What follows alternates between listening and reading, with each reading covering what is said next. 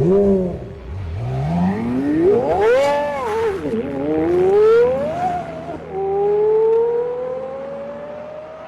channel is sponsored by Driven by Time. Driven by Time buys, sells, trades, and brokers watches that range anywhere from a Seiko to a highly sought after Rolex or Patek Philippe. Based out of Waterloo, Driven by Time will also ship across Canada and the United States as well. So if you are interested in saving yourself some money on a new timepiece, wanted to buy your first luxury watch and have questions, or for all of your watch needs, make sure to follow Driven by Time on Instagram. Reach out and say hi, and make sure to check out their inventory as they are slowly growing and update their inventory almost daily. Now, let's get into it. Lockdown is finally over and I've grown a beard, and today we have my good friend Nelu. He is a proud owner of a Mark 7 Golf R and just a very, very rare color, British Racing Green, or Racing Green as the VWs like to call it.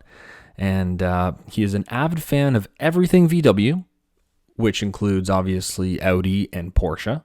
And he is also the proud owner of Novus Tech. And Novus Tech is a company that specializes in license plate mounts, spacers, adapters, diffusers, and much, much more. So make sure you guys give him a quick follow. We've actually been recording or actually not recording, but we've been in the studio talking probably for about an hour and a half before we even clicked the record button. And we kind of just, got off track really quick and ended up recording probably around 3.5 hours of content. So I'm going to split it up into 2 episodes and start off somewhere along the way. So I hope you guys enjoy what we have prepared for you today. And make sure to give him and myself and Novus Tech a quick follow on Instagram. Take care, guys, and welcome back to The Things That Move Us. I started with wheel spacers. And I remember that. Yeah, and I didn't start because I had in mind to become a business owner. I just needed spacers. And I was in engineering school, and I was like, I can design these and just make them at a machine shop locally, because H&R at the time and other brands were just out of my price range as a student. I just couldn't afford them, and I wanted them, right? Because I wanted flush, and that trend was just coming in. So I was like, I'm gonna design these. I'm an engineer in mechatronics, so I can do mechanical design, no problem. I went to a machine shop, and they're like, hey, listen, we have minimums. I can make you 10 sets for whatever fee, or I can make you 2 for the same fee. I'm like, just make me 10, of course. So I got them, I put them on my car, and then I talked to some people. In a week, they were gone. And I was like, I got myself a business. Not even. I was like, I should do this more often. Yeah. So then I started doing it a bit more. Then I started looking into like mass manufacturing. Right. I looked into that locally. I ended up going overseas, like everybody who's making anything out of metal. It is hard to compete with anybody except for H&R, who still makes some of their stuff in Germany. So you can compete with Germany, but they have just such a giant factory and like operation that they'll beat you with volume, right? And I'm not a volume guy, like I'm a small guy. So I ended up building my business little by little. I wanted 10 millimeter spacers at first, then I wanted 15, then I wanted 20. So I kept building these up, kept selling them. And then now I have over 200 types of spacers. Wow. For all sorts of cars. Wow. For cars, it's funny because I had a Supra at one point, like a Mark II Supra. Nice. So I made spacers for the Supra, Then I had a Volvo. I made spacers for the Volvo. So as my car past collection has kind of grown, so it has my spacer needs. And then people are finding you, and then they're getting it from... And Supra World, for example, was one of those interesting places where not a lot of people had Supras, even when Supras were easier to find. Like now, good luck finding any Supra. Yeah. Right. Like Mark II, Mark III, Mark 1, like especially Mark IV. Clean Supras. Oh, yeah. So I actually got with my brother, and I didn't even want this car, but my brother and his friend bought a car off eBay for $600. What car? The Supra Mark II. Oh, nice. And at one point, my brother comes to me. He says, "Oh, my brother was on your show, just so people know." Right. This is Mircha's brother. Yeah. Episode 2, 3, whatever. 3, I think. Yeah. And my brother's like, "Hey, listen, my friend can't afford, or whatever the reason was, he needs to back out." And he's like, "Do you want to share a car?" And I was like, "I don't like sharing things." but let's do it. That car is basically the reason both me and my brother are into cars. Really? Because that car had a broken oil gauge indicator, like the oil level. Right. And we blew our motor simply because we didn't know that we were out of oil.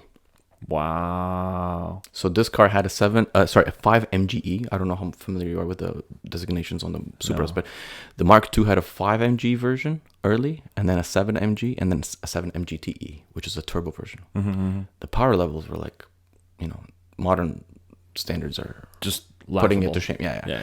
But anyway, we blew the 5 MGE. We had a friend in town. His name's Phil. And by the way, shout out to Phil because he's been in this industry for like tens of years. And he's built some of the craziest Mark IV Supras before Mark IV Supras were like A thing. a thing. Yeah. Like I remember going to his shop one time and he had a $250,000 project. This was the first time I've seen a car with 1,000 horsepower plus with a 5-inch oval exhaust. And it had to be oval because otherwise we'd drop too low. Really? Wide body carbon fiber. Like this was Blew your mind. Yeah, dreams are made of this kind of. Well, you being an engineer, you're probably getting. And I was like obviously fanboying over this car like crazy. Of course. And at the same time, he was working on my Mark 7. Mark 2 with this M7 MGTE Right. or MGE motor. And he did the wiring on it because me and my brother bought an engine off of an importer, like many people do. Yeah. Then we found out the Canadian version of the car, which is what we had different wiring code than the Japanese version of the car. Oh no. Which is what we got the engine off of.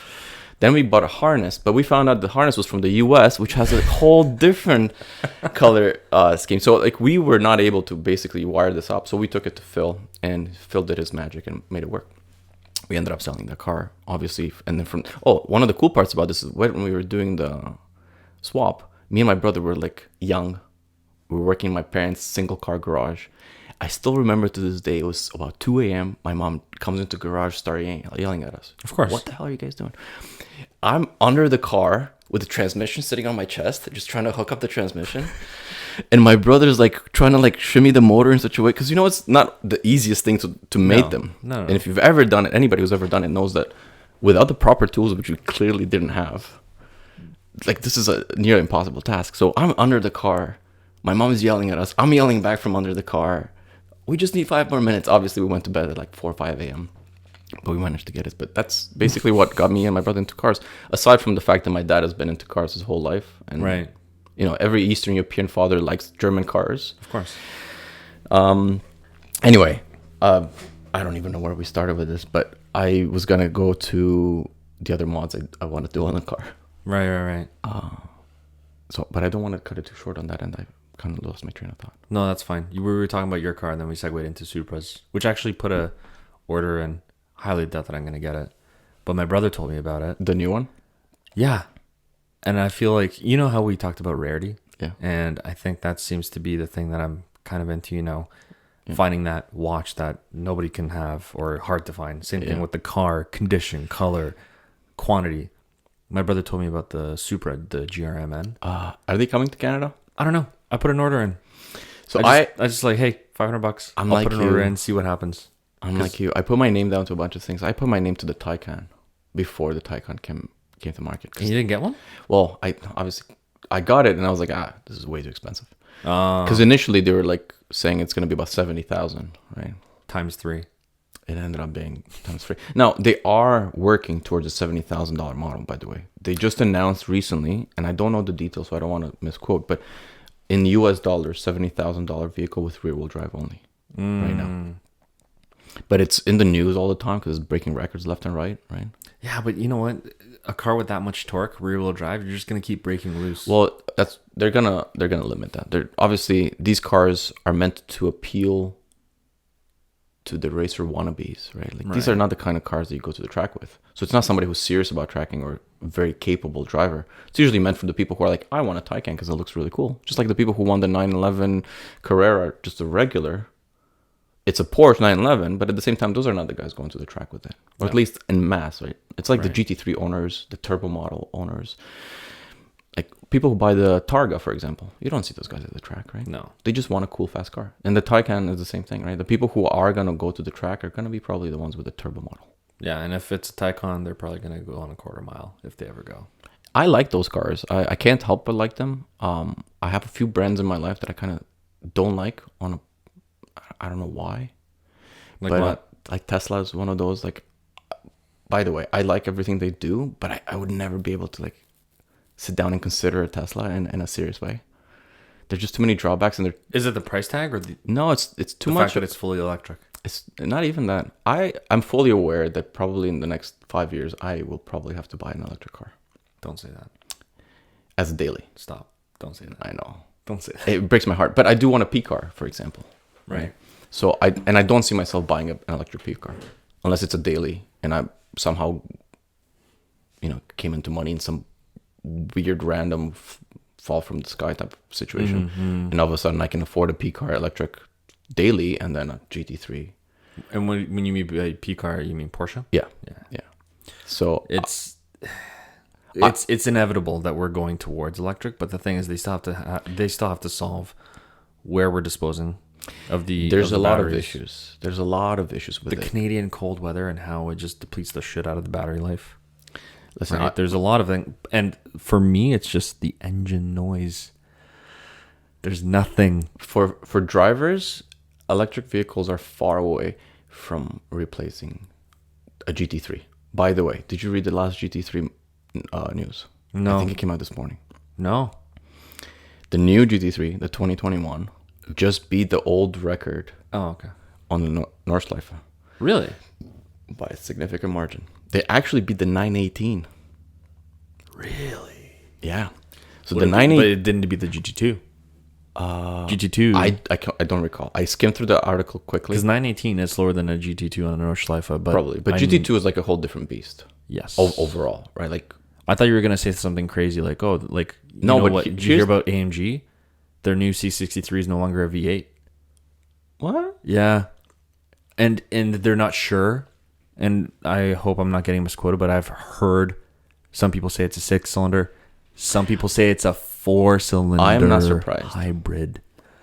I'm not surprised. I'll Nothing tell you why. against four bangers, but I'll tell you why I'm not surprised. Look at Audi. hey, They're moving up to V6s. that's or fine. down to V6s. But the one thing I have against that is they call it a 63 because it was a 6.2. Are they 8.9 still or going to call whatever. it a 63? But now it's a 4-liter. They're still calling it C63.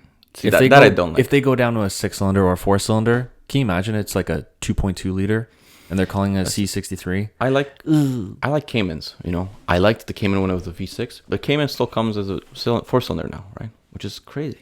You can get a Porsche with 4 cylinders. Like, that hasn't happened since the 914? Yeah. But the thing is, like, it's different what Audi's doing because they came out right out of the gate with the 5-banger. They came right But out they of the came gate with a the turbo. They were all turbo stuff, right? Audi's done turbos since Right. Audi. But you can't just take a V10 and cut it down to a 6-banger. You know what I mean? I agree. It's like saying when you're known for something, either scrap the whole project and then make something and start a new new model. Right. Just start a new model. But don't just say this is the last continue on. C63. Yeah. Or start a new. That's just me though. That's just one guy's opinion. I don't know. No, I agree because Audi's doing that too, right? Like they are discontinuing certain models. And by the way, I was just reading about the A1 and A2 might not be a thing anymore, which obviously they're not a thing in North America anyway. Right. But they're discontinuing them. VW is discontinuing a bunch of models because they're going to electric. And they know, instead of being like, hey, here's the Golf electric, which they tried for a little while. It's like a in-between segue. Now they're just like, you know what? This, and this model are all done. This is the last, cycle. Well, I know. And then they're going to ID3, ID4, and they're developing new things. Was it Volvo? Volvo said that they're electrifying the world by 2030. Yeah. Is it 2030 or 2035? With the Polestar, right? No, like the entire lineup is going to be fully electric. But have you heard what Germany's laws have been lately? Like they actually have a law in place that there's a number, either 2030 or 2033 or something like that, where electric vehicles will be the only vehicles allowed to be sold. New. As passenger cars, new. Yeah. Well, there's ways around that because I remember back in the day, my dad used to go to Italy to buy used cars because apparently you can't have a car that's older than 10 years in Italy. Yeah. So Some- they have some- well so- the Euro it has to do more with passing emissions. So emissions and registration. But what he would do is, as soon as it hits 10 years of age, they just significantly drop in price. He'll drive down, pick one up, and just drive back home and flip it. yeah, Right. same. My dad did the same thing with Germany. And I'm assuming that the same thing's going to happen with guys that don't want. Yeah. You know what I mean? So the only problem is they're gonna put a rule like that where they're gonna be like, it needs to pass this level of emissions, right? And they'll just make it impossible for it. But what's going to happen with these things when they're Well, U.S. and Canada have a different approach, right? Like there's still cars from like the 20s and 30s driving on the road, right? So they do have a history of allowing enthusiasts to have cars that are technically not allowed to be on the road anymore, right? Do you know that there's cars from the 20s and 30s that do not have seatbelts? Oh, yeah. And they're street legal now. Yeah. You can actually drive a car today in downtown Toronto and not have a seatbelt on. And then you have an R35 Skyline in the States that's just not, that's illegal because... Yeah, because it doesn't have the weird 5-mile-an-hour bumper. Funny the world we live in. Yeah. And But no, I'm just saying, like... listen, to go back to electric cars, there's no denying that it's going to happen. They are going to be better than gas cars. But there will be specific categories for non-electric vehicles so they can compete, right? Yeah, I believe it. So- I'm not fully sold on the idea. The only reason why Oh, that... is, like, for example, cows pollute the world more than cars do, if you believe it or not. And that's an actual fact. Yeah, no, Right, from all the methane that they produce. At the end and of the day, whatnot. cars are only about, I think they're only responsible for about 20 to 25% of world pollution, right? So 75, the bulk of It's pollution. still a lot if you think about it. Yeah, but the rest of it is factories that get all sorts of grants. Oh, 100%. Right? So anyway, what I wanted to say is that what's cool about the latest 911 is that it beat a hybrid, which is a big deal, the 918, and it's an NA motor. And they said that the last generation of GT3 It's gonna be the last. is going to be the last NA. And that's why everyone started scooping them up. And now they've dropped in price hard. People love the 911. And look, I want a 911. I'm always the kind of guy who looks for them. I will probably not buy an early 996. Every other generation is like up for grabs for me. I would love to get a 99. 997. No. Like a 9. Well, I'd like to get a C2S or a C4S. One of the two. I still don't know which one. I'm leaning towards C2S My big because I don't want to winter it. But see, my big problem right now is I have a fairly fast car. I've had faster cars, so to go to like a 315 horsepower base Carrera is heartbreaking.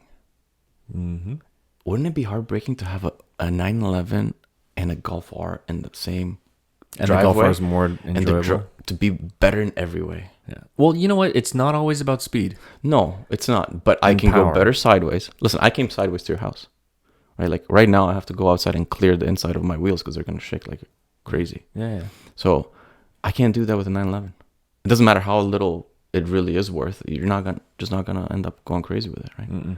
And unless you have like crazy money, and we know people who have had multiple Porsches, right? And those are the guys who are like swinging them around the corners and doing crazy stuff. But at the end of the day, we're all kind of hoping that we're gonna have that car, keep it in good condition.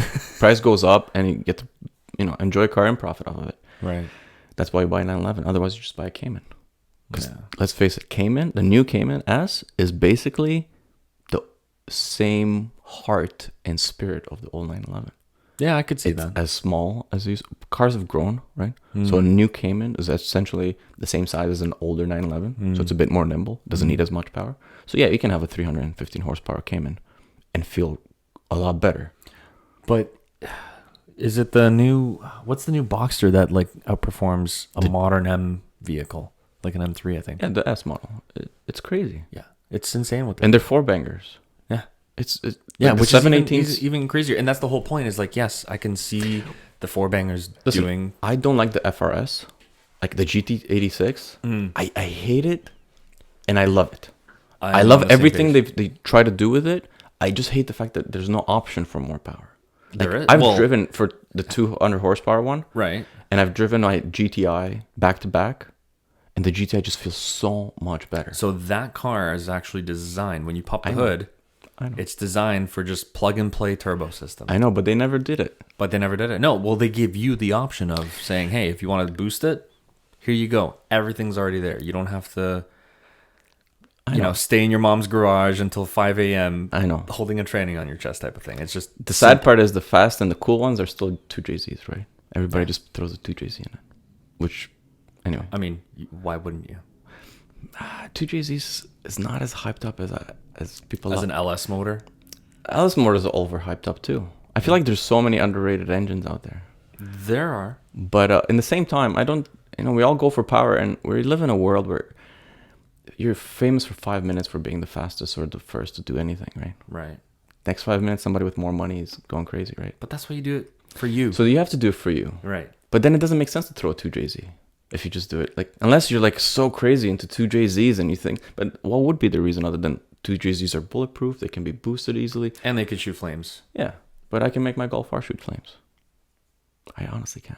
Really? A friend of mine just sent me a video. He's like, why don't you do this? I was like, because I still want to like enjoy my car. I'm one of those people who lowered my car on springs. Mm-hmm. I've already told you before this, we started recording, but I've only cut springs once in my life. Right. On an old car that I paid $300 for. And I was just like, no matter how cheap springs are, it is not worth adding to the $300 cost I have in this car. Right. I wanted to keep it as cheap as possible. So I lowered it, put some stupid cheap wheels that I bought for $150. And I had a cool looking old Mark II Golf on cut springs. It was the worst ride ever. Of course. You're bouncing around like But a pogo stick. I had lowering springs on older cars that felt like shit. Mm-hmm. I've had coilovers that both were good and on other cars were great. I had air ride. So I've done it all. And now on my Golf R, people are like, hey, what do you have on your car? Is it air? I'm like, no, I have springs. And they're like, what? Why? I'm like, because first of all, they're rated perfectly for the car. So it feels very OEM plus on the like regular drive. My car has DCC, which means dynamic chassis control. So I can press a button, put it in race mode, and it stiffens the dampers a bit, stiffens the steering feel, a few things. I wanted to maintain that. There's a lot of people, my car has a sound actor, it's called in German. It's basically a speaker that's attached to the steering wheel and vibrates the steering wheel to provide you a little bit more resonant frequency. A lot of people hate this because it's kind of like a fake way of getting engine sound in the car. I've kept it. You know why I kept it? Because I'm one of those guys that gets giggly with sound, but I'm also grown up enough to not piss off everybody around me. I used to have my Audi, the one I told you earlier about, had a straight pipe 3-inch turbo back with a cutout. And my cutout broke one day. And it defaulted to open. Now imagine a 700 supposedly horsepower car, board stroked big turbo with a 3-inch downpipe and nothing after it. You would sound a lot more annoying than your brother with a straight pipe Oh T46 yeah. M3. Oh yeah. I've been driving like that for a while, and I got used to watching out for cops, literally shutting off my car and just letting it cruise because I did not want to get pulled over. I got out of my way when I was in a rush to go places to enter a parking lot I had no business being in, just so I can wait the cops to leave. It was that loud. And my Supra had a very loud exhaust. So I've lived my young days of loud cars. Now I want a car that I can enjoy. And the R is not the fastest, right? I also don't want it to be the loudest. I got passed yesterday by a base Civic with a loud pipe. And my wife is like, why does that car sound broken? Right? And I just don't want to be that guy anymore. So I have my DCC still on. I want it. So the springs are basically there because I can still use that feature. If I went to coilovers, I had to buy expensive coilovers that have the DCC or just like electronic damper control. Those are like $4,500. Right. Air is like $6,000. I just can't justify it anymore. And my car is like nicely talked. Like KW coils, you mean? Yeah. So BC's, I think the only ones that make, or the KW V3. But I need electronic damper control that works with my car. So they're a very specific model, right? So they're not like the. What about for comfort? Do you find that coils are more comfortable than springs? Listen, anybody who likes cars and lowers them cannot expect the car to be as cushy as it was before you put them on, right? We all say it feels pretty OEM, but at the end of the day, it feels more rough, right? It feels more stiff. It feels more bouncy a little bit in some cases. One of the things I like about my car is I can put it in comfort, and it does like feel significantly more It attenuates the bumps a little bit more. I put it in race and my teeth are shattering. Now, not to the point of a Civic Type R, for example, or a Focus RS. Like those are stiff to begin with. I have a friend with a Focus RS. I love the car. He loves the car. I would not want to daily that car. Really? And it's a Focus RS. The Type R is even worse. Really? Have you been on the roads in Kitchener-Waterloo, man? Yeah. They're- It's construction city now. I know, and it's terrible. So It's not as imagine. bad as GTA though. So last year I drove 20s. Oh no, this is the thing. I went with my 20s into the GTA. Lowered. So the R is lowered an inch compared to the GTI and the Golf. I lowered mine another inch, Right. and I put 20s on it with 230 tire on it on the 20. It's literally a rubber band. Wow. I never clenched so much in a single drive as I did that one time I went to Toronto with my wife. Jeez. And next time we took the other car. Wow. Anyway, I'm putting 20s on this summer again. So I'm going for a different set of. I have a set of 20s, and it's basically, it makes it look like a Matchbox car. But I'm doing a 3-piece set of 20s. So this is the first time I talked to anybody about it. Nice. I have Blaine from Righteous Garage. I don't know if you know the shop. Yeah. He builds 3-piece wheels, and we're working on a project where we're bringing in from Japan a set of wheels. It's gonna be 3-piece. We're gonna do some cool color matching, some lights. It's gonna go well. So you're doing underglow. So we're gonna do some underglow. We're gonna do some wheel kit glow. Yeah. So here, I'm gonna spill the beans. Yeah. Why not? We're doing the inside of like the inner barrel. We're Yeah. color matching it to the car, but because it's such a dark color, you basically get lost in the. And that's the whole key behind everything is the subtlety. Yeah. So the idea is that we're gonna put a wheel glow kit to be able to light up the inside of the wheel, so I can show the color matching. The cool part about underglow, and the only reason I'm willing to do it, is you can turn it off. You know, I don't have to be that guy every single time. Right. I can go to a cool meet and try to show off, or go to work and nobody can be like, oh, look at that guy. But I mean, it's daytime when you go to work. So. Yeah, but for me it's actually mostly dark. But Really? yeah. That's. But anyway, so I'm doing that.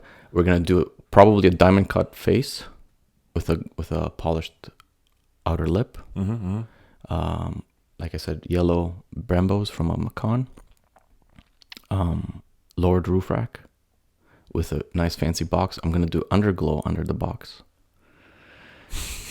And there's one thing that I'm really debating is racing stripes. I've always wanted racing stripes, Like on the hood? like the whole car.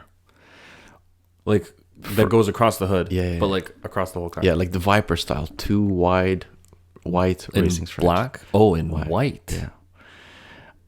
So In white. I know. I can't picture that. I have. So obviously black would look pretty cool because it'd be pretty understated. Most people won't even notice it. Right.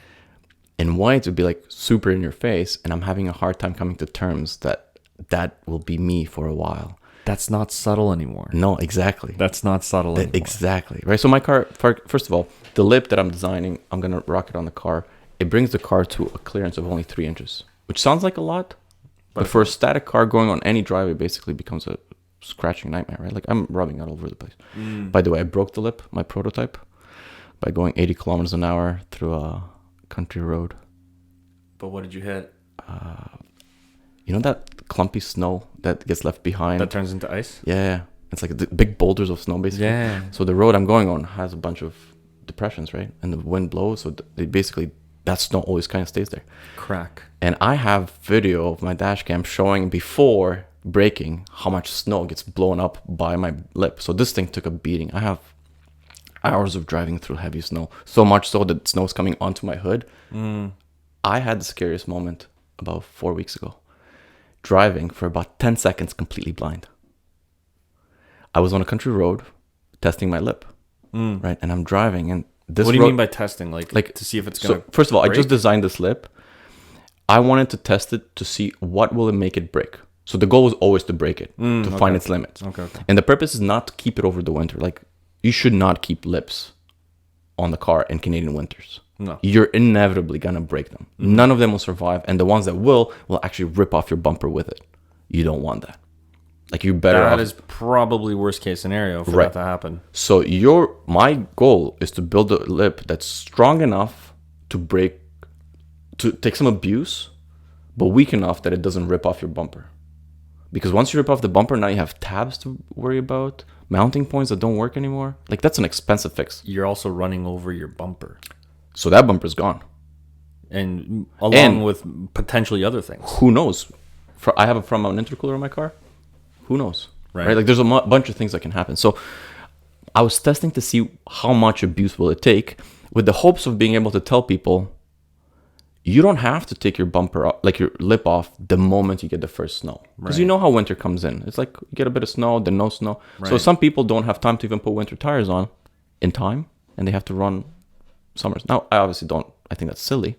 But you're a busy guy. You don't have time. My lip will survive. At least that's what I want to do. For it to survive until you have time to change your wheels, take the lip off.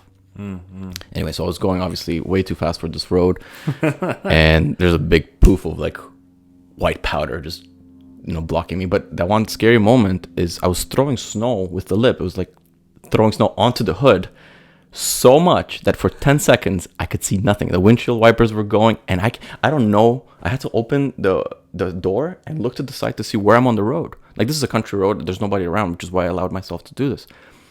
I don't know where the road is. And I literally slowed down, but I was like, am I slowing down and going right into the ditch? Like, I don't know where it's going. So I was terrified, and I was like, I'm not doing this again. But did you slam on your brakes, or you just keep going? Well, I can't slam on the brakes because then it slides, and you don't know where it slides.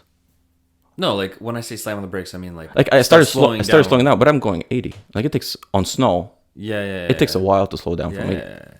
So at first, like, it happened before. So my first instinct wasn't to, oh my God, there's snow coming onto my windshield. Right. I should slam on the brake. Because I've had this before happen for like a second. The windshield wipers clean it, and I just keep going. But this time, it was so much. So it took me like 2-3 seconds. And I'm like, oh, okay, I got to start wiping. Now there's so much snow, the wipers are not keeping up. So anyway, so a scary moment. Got some cool photos, some cool video. But there's a video of myself because I put the tripod outside with my phone. And you can see that I'm driving. There's a cloud of snow. There's no car. There's just like a big cloud of snow on the road. It's pretty cool. So anyway. So you broke it? I broke the lip. Right. And I love the lip. I think it looks so good. We're doing side skirts next. All carbon fiber, Canadian made. This is my shameless plug, I guess. Nice. But yeah.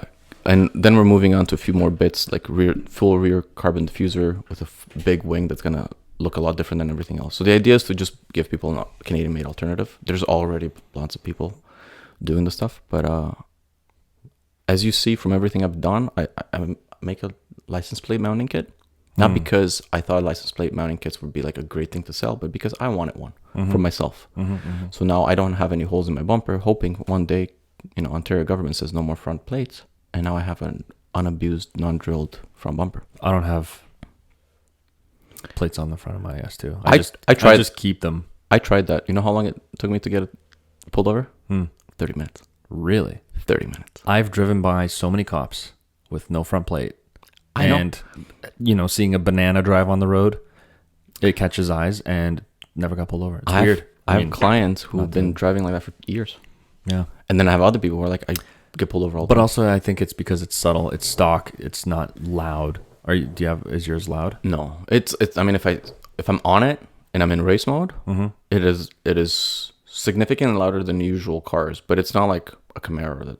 There's one blue one blue Golf R that I was driving. That's my friend. I think I was driving the S2. I don't know.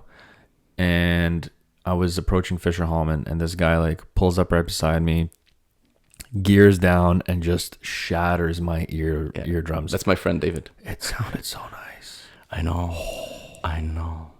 And then Caitlin, my wife, who's on her phone, she like looks up. She's like, "What was that?" And I'm just like, "That was a Golf R." She's like, "That sounded nice." Yeah. I was like, "Yeah." So he's actually got some big plans. He just blew his turbo yesterday. Ooh. But that gives him the opportunity. It's like every hiccup is an opportunity to do something. So now he's engine swap. No, he's looking to do either a big turbo kit, or a hybrid turbo. So basically, that puts him in the 500, 600 horsepower. Here's a good question for you. I can't seem to find the perfect exhaust for my car because make it custom. Any exhaust that I look at, it makes it sound like a Civic with a far cannon. So unless I look at, like, for example, like a Jay's Racing full titanium single exit, $3,500 exhaust, which I'm okay with. but it still sounds kind of So I have the same problem with the R. The R comes in Europe with an Akrapovic exhaust. I don't know if I know BMW uses them too. It's a $5,000 exhaust. it's probably worth it though. However, I would never pay for it, worth it as it is. Really? Because at the end of the day, I just have a Golf. So? If I had an M3, maybe. But that's your Golf. Are you planning on getting rid of it when the new one comes Well, out? no, I'm definitely not buying the Mark 8. It's not exactly my taste, but I also have my sights on a P car, like long term. Right. And I'd rather have a cool enough daily for a longer time. I've learned my lesson. I've had many cars. I'm not gonna spend money. Like my car right now is full stage 2 with everything that stage 2 could involve. Right. And the only thing I can do next is basically start working on fueling, big turbo, and go stage 3. Okay. But you're subtle enough, so I think, I mean... Yeah, but I still have money in it. Like I put a stage 3 clutch, right? I have a camber kit. I have sway bars. I have intercooler, piping. Like basically, you name anything that I could put on my car to maximize power for stage 2. I did it. My car has like the crackles and popping tune as well. So in race mode, it like Right. does some cool noises and downshifting. But I know, and I've made the decision already. I'm not going stage 3, no matter what. Because then it's just going to open up another door. Because I've been there before, right? It just opens the door to go crazy. But when you go crazy, you limit your car to that mode, right? But you've been there with your Audi. Audi, yeah. And it's It's a rabbit hole. But the thing, yeah. And at that point, like, listen, if I want a 600 horsepower car, at this point, I'm going to go buy a 500 horsepower car that has like bolt-ons for 600 horsepower. I always tell people, and young guys never listen to me now. First of all, I look younger than I am. So people think I'm like their age. Sometimes they're like, what do you know? But I've lived through it. If you want an AMG C63 power, get an AMG C63. Right. Don't get your 1.8 banger together because you can. But then that's all it can do. It's not a good car. And I'll tell you the reason I parted out my A4. So my A4 had air ride, custom suede interior. I had front bumper that was modified. I started venting my hood, making it look super cool. I told you air ride. I had wide body with fender flares, 12-inch wide wheels, BBS magnesium wheels, super cool. I still have them. I just can't get rid of the wheels. So I've done basically all the stuff. At the end of the day, what made me part it out was something as simple as the exhaust manifold cracking.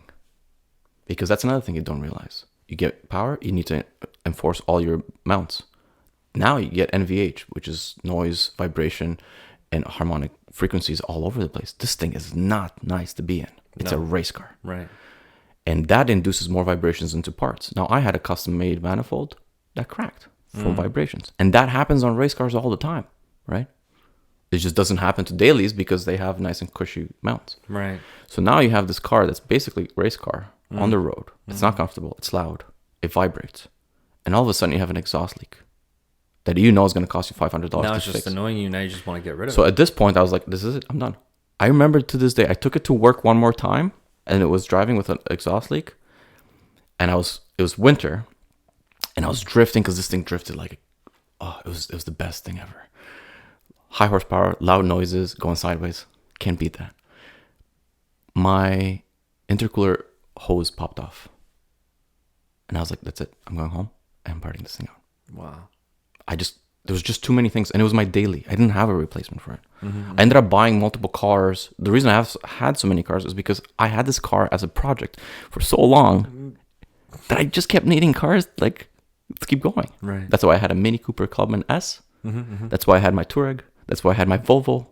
That's why I had like every car in between. And I was like, I'm done. So anyway, you want a fast car? Buy a fast car. Yeah. Because you can make a fast car. That's going to be a headache. Yeah. And if you're the mechanic guy who has storage and room to play and it can keep a car, one of the things I told myself is when I have room to put a project in a garage for 2 years, forget about it. Forget about all the pain it's caused me. Right. And come back with excitement 2 years later. Sure, I'll do it. But up until then, I'm done with projects. Yeah. Like I want a car that I can do bolt-ons. I haven't crossed that. Like I haven't gone there because I've. You're probably smarter and saved a lot more money than we did. Well, no, it's just I worked at I worked at dealerships all my life. Well, I mean, ever since I was like 20. Yeah. And I've seen the headaches that people go through when they not just like, like the whole typical Eastern European dad will say, if you modify your car, you're just going to have problems. It's always going to be in the shop. Yeah. And they're saying that because you're just going to mess it up. But I've noticed that they were kind of right in a sense where you start modifying, you're going to open other doors for more modifications. And then your other modifications that you've done can't handle the modifications that you're doing now. So you got to replace those. And it's just an endless pit. So it is worse than drugs in some cases. It is an expensive hobby. It's the worst hobby to have as a kid, to be honest. Yeah. But it's cool. It's an exciting hobby. Don't get me wrong. And you learn so much. Listen, I've learned so much with cars that help me on my day job. But you meet so many cool people too. Yeah. And it's just, it opens, I always say this, but it opens a lot of doors. And if you do it right from the get-go, like instead of, like I was looking at getting a 370Z and I'm like, okay, I want to get a 370. I want to put a Meisterschaft exhaust, which is amazing. The fact that a German company makes an exhaust for a Japanese car, that I love. That's just, and it sounds stupid good. That tells you what kind of cars Germans actually look for. If you look in Germany at their car scene, first of all, of course they have German cars. But if you look at some of their like hardcore guys, a lot of them have Japanese cars. Oh yeah, and mostly for drifting, to be honest. But you know what? Even for driving, just enjoying. Like, I'm gonna touch on that right after this. But I was looking at getting a 370. I was looking at boosting it, and I'm looking at all these things, and I'm like, I might as well just get a car that's already boosted from factory, that's going to be comfortable, that's going to be this, that's going to be that. And I did with the 135. And now people are telling me, and this is where just ignore the noise, right? Ignore the shit that people tell you. Do what you want. Yeah. Modify it. You should do this. You should do that. Then modify it. Because now when I grow in power, I'm going to get used to it like you. Yep. And then you can't go down from that. So, but I did, because I went from 330 horsepower to 277. You're not disappointed though? I'm not, because that WRX is probably the best car I've ever driven in my life in the winter, and I keep saying that over and over again. But for a VW oriented guy, you already know about the understeer that you face. Yeah. Right? I mean, if you look at the videos I showed you earlier, you'll see I have to do a Scandinavian flick almost every single time. Yep. But the cool part about the R in specific, and I like to sing the R praises because it honestly is such a praiseworthy car. It is. It can do 50-50, which is basically what you really want in the snow. You don't want 90 to, like at the rear and 10 at the front. You don't want that. On my Audi, I did a mod to the center shaft. Actually, it just came up on my Facebook as I remember when, one of those. Yeah. So I literally get a picture yesterday on my Facebook that shows my center differential on the table as I'm modifying it to get 80-20 split as opposed to the 50-50, 55-45 that the Audi came with. Right. And I literally thought about it. Would I get this for the R? So the R is a front bias car. Now, it is wildly different than the Mark IV R32, which had the front bias. Right. So I've had Quattros.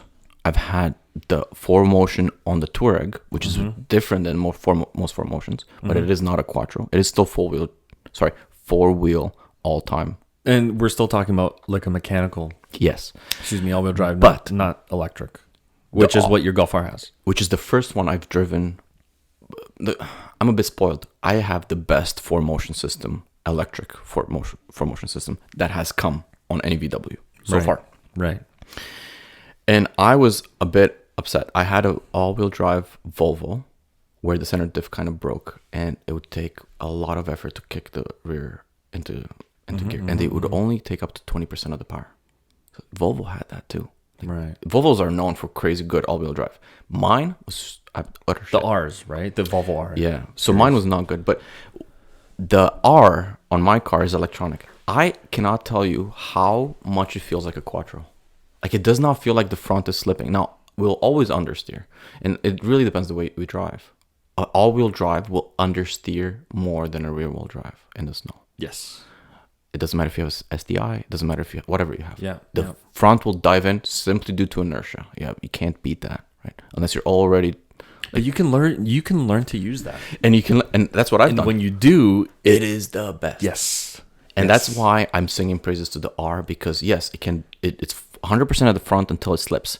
I have video to show you how little time it actually takes in slow motion, how little time and how little it does not do a single rotation. So the front does not do a full rotation before the rears kick in. That's how quick it is.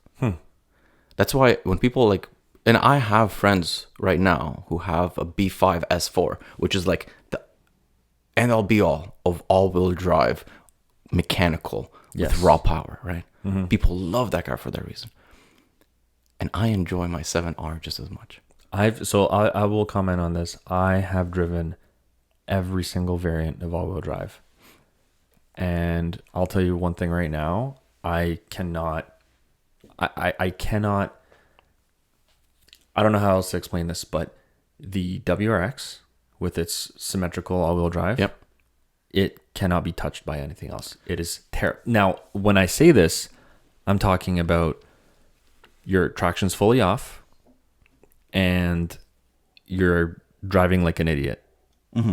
Because when it comes to driving normally, I've only had that during the winter. I've only had the Subaru with traction on once. Worst day of my life. Over exaggeration, but you actually hear the all-wheel drive, and just kind of you can feel the lock, and I'm like, what the shit is this? I'm gonna die if I leave this thing on. So It's funny. I turn it off, and you are so in control of whatever scenario you're in. It's ridiculous. Granted, everybody loses it here and there. Yeah. Like you'll lose, That's how you learn, right? by going a little too fast, which I've done the other day actually. But I'm usually going sideways on my own, and I've had two guys in the right seat on the right hand side of the car, which obviously Throws the balance off a little bit. right, which you're not used to, right? So I'm going, left and right, just having fun. And then at one point I'm like, shit, I lost it. And then I'm going towards a curb. I just ripped the e-brake and just let it happen, and it missed. But dude, it's nothing can touch the Subaru. And I know that I know You know that I have thoughts on it. Oh, I know 100%. But I think that when you learn on how to manipulate certain systems, you learn what works for you. And that's what I wanted to say. So what works for me may not work for you, because my driving style is definitely going to be different than yours. I But had a Subaru. I need to take you out in it. So I had a Subaru. Ironically, it wasn't my Subaru. It ended up my Subaru. I had a Volvo, like I just said. For some reason, for some time, my dad had a Subaru Legacy, an '06, which has the same symmetrical all-wheel drive. And for some reason, it occurred to me at one point that we switched cars. My dad started driving my Volvo. I started driving the Subaru. We never talked about it. It was not one of those things where like, okay, let's switch cars. It was just, that's what happened. I put S4 wheels on my Subaru. This thing looked pretty darn cool. Really? Yeah. Interesting. So I actually loved the all-wheel drive on it, but I crashed. I once hit a metal wire, the ones that anchor posts. Barely touched it. But as we know, the weight of a car, 5 kilometers an hour, sliding into anything, metal crumples like nothing. So I crumpled the front right fender. But I loved it. Then I got a Touareg. And I was like a big fan of this. I don't generally like Subarus. I've only had that one. I don't like them for other reasons. They're a little bit less refined maybe than the German cars. Right. Which is okay. Well, it's because it's Japanese. Exactly. The road noise on this thing is horrendous. Exactly. But I got into my Touareg, and I got cured of all Subaru love. And I'll tell you why. This is a tank, 5,000 pounds of weight. I get it. Lowered, I put mutters on it. It looked stupid. Yeah. Like cool. One of those giddy toy cars you get into. It like feels amazing. This thing drifted like a tank. I've never been able to like get it out of my head how this giant vehicle can go sideways so good. And that's one. It's not that obviously I still think the Subaru all-wheel drive is really, really good. It's probably one of the best in the world. But everybody says that. Quattro thinks that they're the best in the world. 4Motion now starting to make that claim too. Well, I actually have experience. Well, I told you I've driven everything. I think I've been able to pinpoint what car excels at. So when it comes to refinement, I think BMW has it the best. And I'm talking every day. You're driving it in the city. You're driving it on the highway. Everyday driving, right? You turn the traction off. It's manageable. It's fun, right? Yep. With Audi, it's the best for, call it, off-road scenarios. That's where it shines the most. Like the most refined for off-road scenarios. whether it's dirt, mud, sand, snow. Yep. For Subaru, it's the most refined for rally type of driving. Worst all-wheel drive system I've had was a Mercedes because it's just so archaic. I'm pretty sure, and it's not a shot at the Mercedes, it's just how it is because they have the oldest all-wheel drive system on the market. They haven't changed it since. And you know why?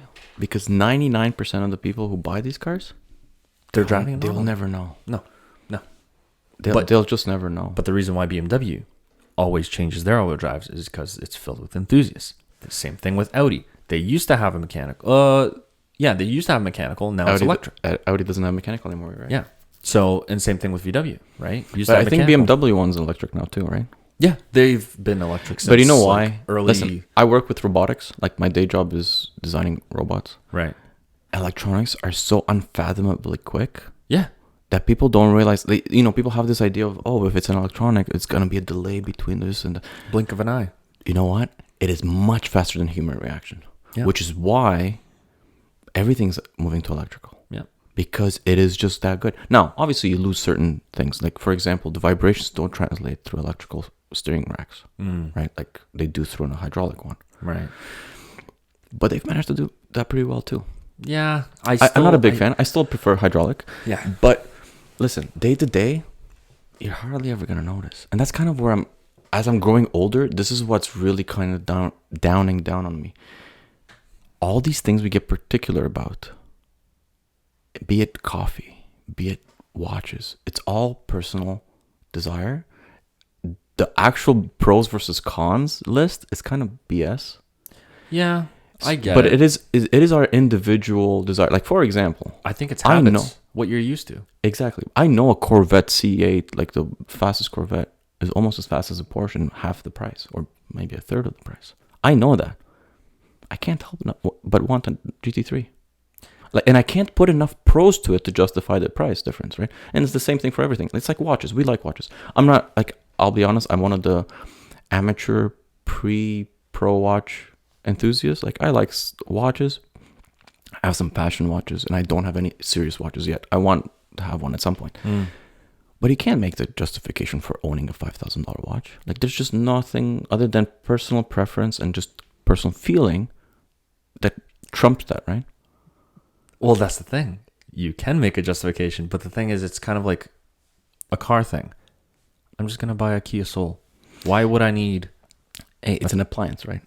And that's the difference. Are you buying a toy or are you buying an appliance? Right. I have a toy. I don't have an appliance. My car, yes, can be an appliance and can take me from A to B. But once you realize that watch can be a sense of a toy, that's where you can get swayed in different things. And that's the thing. We buy toys or we buy things we need.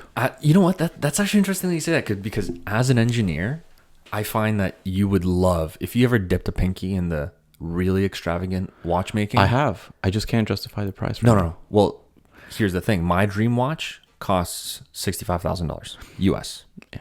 Right? Am I ever going to spend that money on a watch? No. I mean, you win the lottery, sure you will.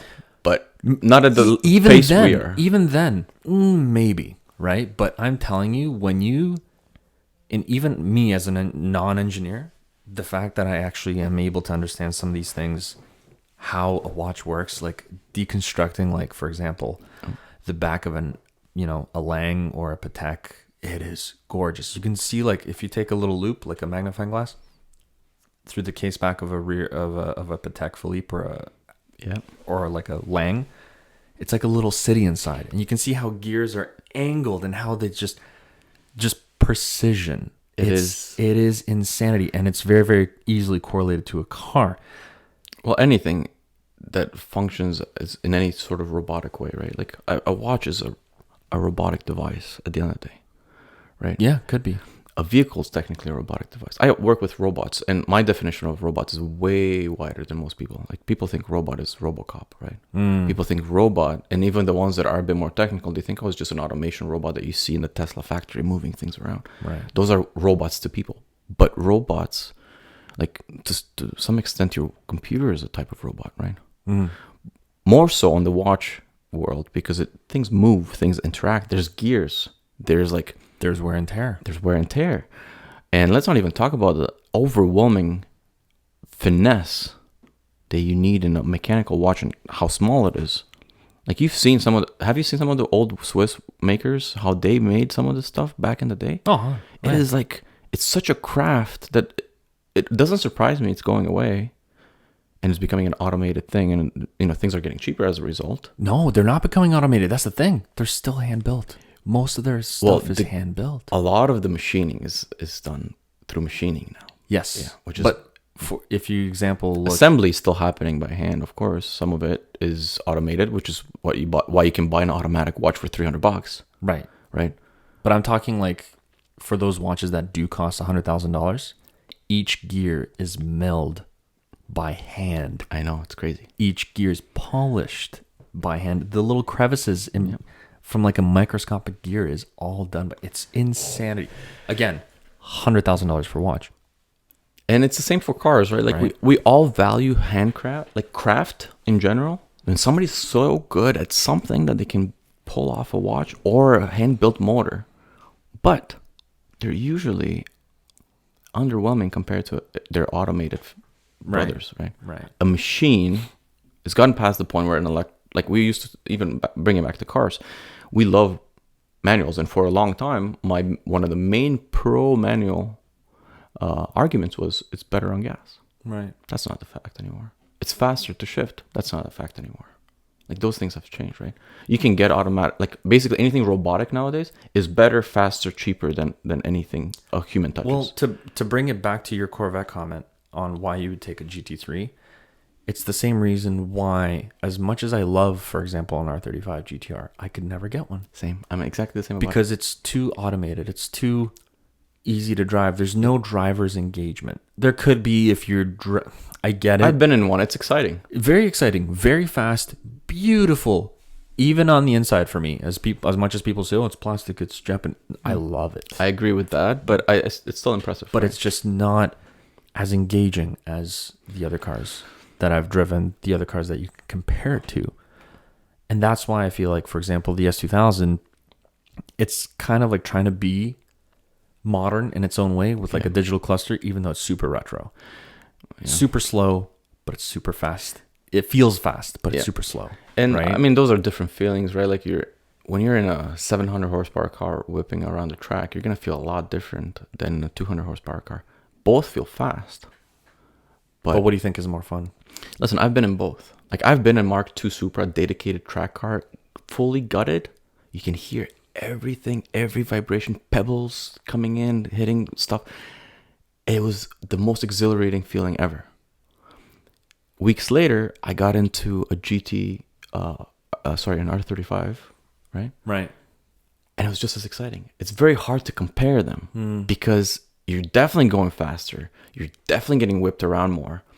But your focus is now on something else. Now you don't hear the little chips and rocks and stuff, right? That's exactly. You don't hear the creaks. You don't have that part of the experience is gone. You're worried about putting it into a wall now. But it's not any less exciting, right? No. At the end of the day, obviously, it's kind of like it's like traveling. Every individual experience has its shining moments. Right?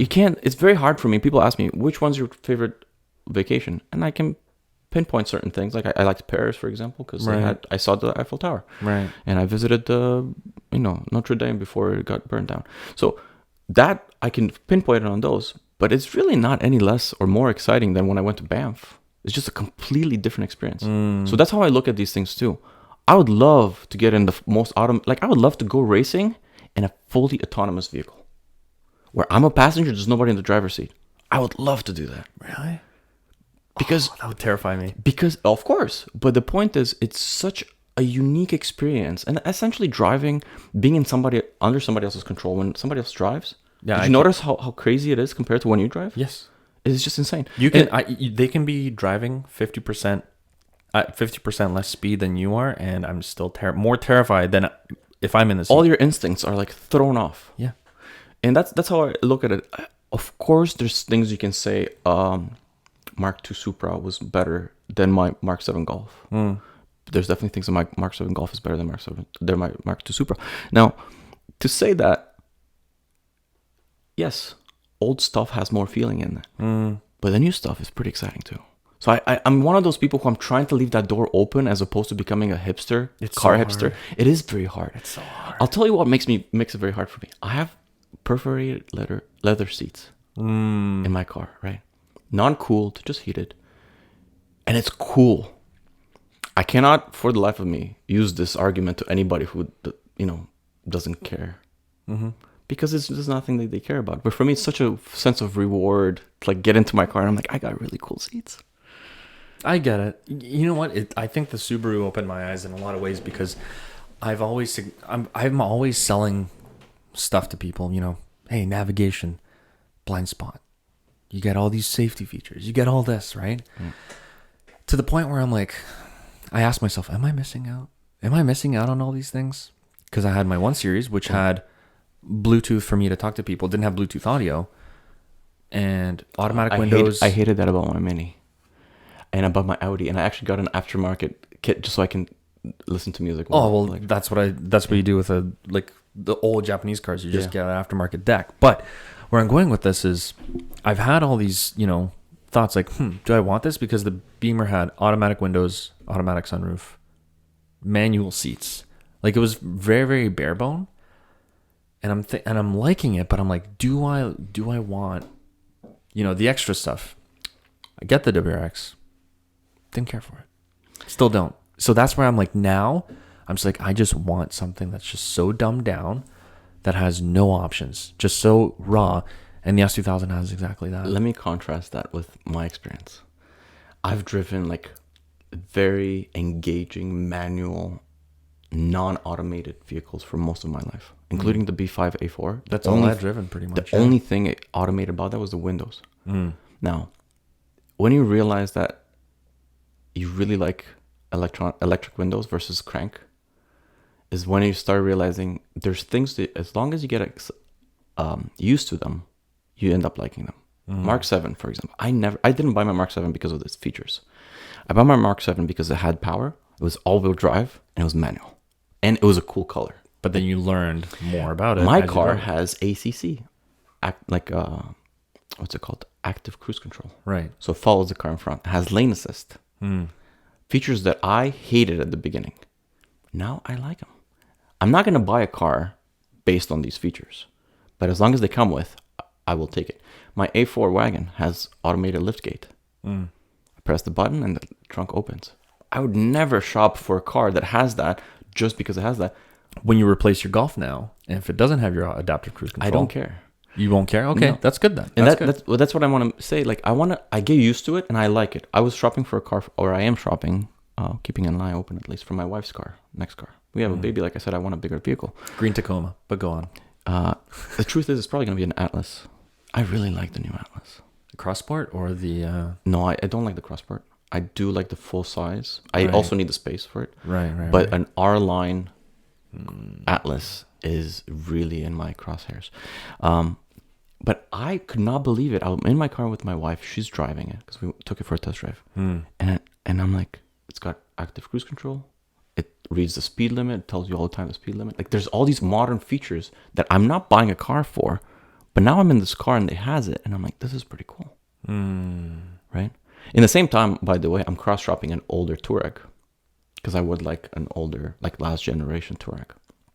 Has none of these. It doesn't bother me to bits. Like, I don't care. Right.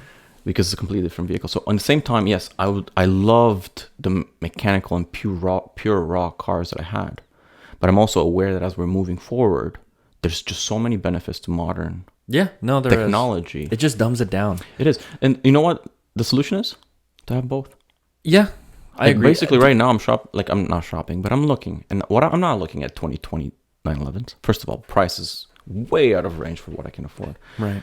But a 996 is basically worse in every way than my R. But it's so mechanical, so pure feeling that I wouldn't mind having it for that reason alone as a toy car and having something more modern for a daily driver. But so that's kind of where I come in. Would you agree that now, because of all these new features, that people are getting dumbed down and driver skill is being lost? It's being thrown out the window because people are too reliant on systems that not always are active, that are not perfected. Okay, let me. You know what I think is that we are growing older, and we're becoming more aware of bad drivers. Just like as we're growing older, Yeah. for some reason we keep getting dragged into politics. I never cared about politics. I still don't. I don't. But all of a sudden, I'm having political conversations, right? Ignorance is bliss. That's what I always say. But when it comes to bad drivers, the truth is, all this technology has made the regular Joe and Jane driver better, not worse. the new technology you're saying? Yeah, I'll tell you why. Okay. There was a lot more people veering off their lane before we had lane assist, and it's not because people. So what I'm trying to say is, it's not that people got worse at driving. They do become more reliant on this technology. Yeah, and if you that's my take it, point. and if you take it away, they're going to be even worse drivers. That's exactly it. But drivers weren't good to begin with. Like regular drivers to this day, Yeah, are could agree. terrible. Well, I mean, how many? I think it was what, 95 or 98% of drivers don't know how to put their proper driver's seat in place and their mirrors. Yeah, I actually Which just is talked to my wife about this, and she's like, "I know how the mirrors are supposed to go," and It doesn't. It feels weird. I don't like it because they like to see what's they like to see their car in the mirror, which is and what's behind them in their side mirrors, I never understood that. which doesn't make sense. Well, that's the other thing. People don't know there's a good driver seat position, No. driver steering wheel position. Like the only thing they care about is that they need to get to where they need to get. And that's what I talked about in last episode with Colin, because when people see that, they're like, "Oh my god!" And it's a big, big takeaway from. What I've learned is that you can't. The only way to actually make drivers better is to engage them more, which goes counterproductive to everything that people do. They want less engagement, right? Yeah. My solution has always been, as a joke, force everybody to drive manual. No, I'm not kidding. Like Europe does. You got to learn how to no. drive stick. Yeah. Things have been changing there too. Oh, really? That's the sad part. What? Yeah. It used to be mandatory for you to know how to drive stick Automatics are taking over. on a hill. Yeah, I know. Listen, I was with my mom when she took her driver's license. There was an actual crash course, like an obstacle course where you go through ramps, everything, to Right. take your driver's license. Here, you just take it on the road. Right. Which is crazy because we live in such a tough environment. Hmm. Like the fact that we do not do a snow course in Canada is mind-boggling. Yeah, especially with the fact that, new Canadians that are coming into the country have never seen snow. Yeah. But Canadians are just as bad. Yeah. Listen, we're all Canadians. So it really doesn't matter. But if you got your driver's license in Canada or somewhere else, you're almost in the same boat now. Yeah. The only benefit you have is maybe a bit more, you're a bit more used to being on the highway, which is one of the main differences. My parents came from Eastern Europe. We had no highways. They came here. My mom was terrified, right? Because now there's trucks driving by, and she's like a slow driver, just like everybody who's scared of driving. And my mom tries to stay away from the highways right now too. Yeah, same with my mom. And it's just normal, it's like that's what happens. But to my point earlier, people want convenience, and that goes with everything in our life. Right. Our phones, we don't want to go to the bank. We want to bank from our phone. Right. We don't want to even read. People don't have computers anymore because they do everything off their phone, right? So everything we're trying to do for driving is counterintuitive, which is why I do believe that autonomous vehicles are the future, as sad as that sounds, where we do not, I don't know about not owning vehicles, but we will have less and less control over our driving. Now, the cool part about enthusiasts, we'll be able to go to the track still. We'll still be able to drive, right? I don't think they can take that kind of stuff away. No, But but there are technologies- fewer and fewer people going to the track because things are getting more and more expensive. But there's people who are not interested. I have cousins who are at the driving age. They don't care to take their license. They're not excited about cars like we used to be. Well, my youngest brother doesn't care about cars. See? And it's not even that they don't care about cars, is that they have zero interest in even the utility of cars. Like as far as I know people who just take Ubers everywhere. It's a big expense as far as I'm concerned. But you can make an argument that if you don't have to go a lot of places, Yeah, you can don't actually have save to pay money. insurance. You don't pay gas. I get it. Yeah. And So, then but anyway, maintenance. my point is, it really sucks. But in the same time, it's kind of like a Brave New World. Have you ever read the book Brave New World? No. It's very interesting. I would suggest you look into it. But I use this Brave New World, which is the title of the book, often because I find everything we do these days is like in discovering mode, and that's the exciting part. And at the same time, it takes away from certain things. But there's no denying that a DSG or a PDK car is faster at shifting gears. And, you know, at the end of the day, racing, like the pinnacle of racing, is going to be a bunch of robots just driving. Yeah. As sad as that But sounds. what do you prefer? Obviously, you know what I prefer. Like, I don't even have to say it. It's just, with every generation, we're losing this. Just like we lost the taste for mechanical watches, right? Just like we lost the taste for renos. Like, listen, we do renovations. It's dying breed. People don't want to do stuff. And I think, I mean, as you move forward in time, manual labor is going to get more and more sought after and expensive. If you know how, you're in luck. So, I get it. It's sad. It breaks my heart, but at the same time, I'm trying to stay open, so I don't remain. So I am not stuck being that old man who yells at kids to get off his lawn. You know, like I'm trying so hard with everything to keep an open mind. Like, I started listening to music that's like more electronic and dubstep. Even though I listen to classical music and I play bass guitar, right? So I like the true raw instrument music, but I'm listening to electronic music and I'm starting to enjoy it. Same thing with cars. I think it's going to be really, really cool when you're going to be able to go 1,000 miles an hour whenever that time comes, right? And it's clear to us, to all of us, that that cannot be controlled by a human, right? Which is why the Bugatti Veyron was such a big thing, because it was still technically a very raw car that could go so fast, right? If you look at all the like models that came after it, are fairly automated. Like, they're, Well, it's now horsepower wars, right? well, You it's have Koenigsegg. it's specs. That's like, the world is taking over with specs, right? Yeah. That's why Brochures. brochures, Electric, yeah. yeah. just highlights, just the highlights. Yeah. But even I like Koenigsegg as a company. I'm a big fan. But even their stuff has to be automated. Like, there has to be robotic aid, because otherwise it's unmanageable with just the raw horsepower that they have, right? And then you have companies like Singer, where it's like art in motion.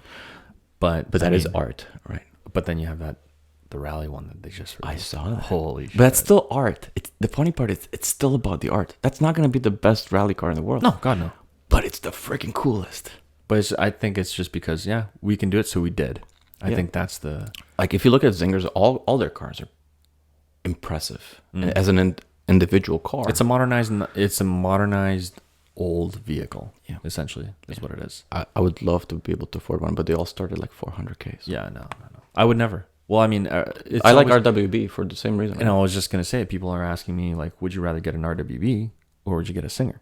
For me, it's Singer, because it's the whole subtlety thing that we go back to, right? But there's something about the RWB that all of us... just going to say, there's something gangster about the RWB. It's just like, oh, look at that. I know. So I was actually at Foreign Automotive when they had the RWB build in Kitchener. I was in Europe for the first time in, I think, 10 years when that happened. And I kind of I hate the fact that I missed out on that. I'm going to send you some photos, because I actually... Oh, I've seen it all. I'm friends with the guys, and I was in 2 feet away from Okay. from Nakai's, and I got an autograph, and I obviously fanboyed all over it. Well, I mean, he came to visit in Toronto. We went to pee in the same washroom. I was right beside him when we peed, so it's okay. Those are Weird stripes moment. right there. Weird moment to share, but Hey, that's cool. We can discuss if you want to continue this right after, but if you want to plug something, because I really got to go pee. I've been squirming for like 20 minutes now. Do you want to plug anything before we end it? No, I think I've done my plugging. Yeah? I think that's enough. It's subtle enough that I don't have to.